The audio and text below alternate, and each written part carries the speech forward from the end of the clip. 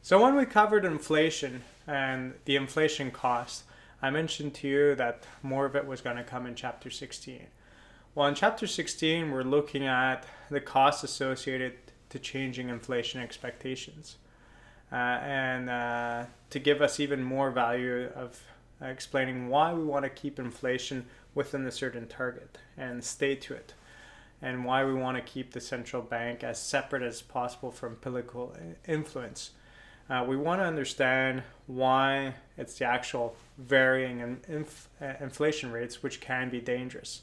So when we talked about menu costs and shoe leather costs, we had that idea that, okay, there's different costs associated. Well, if you're a 3 and then 6% and then back down to 5%, those costs won't really change that much. But now we're going to see how inflation expectations has a big impact, and that if we let inflation rates, let's say the target is 2% as it is now, go up to 5% for a few years, even though we say we want to drop it back down to 2%, what kind of sacrifices will we have to deal with? And it all depends what people expect and so on.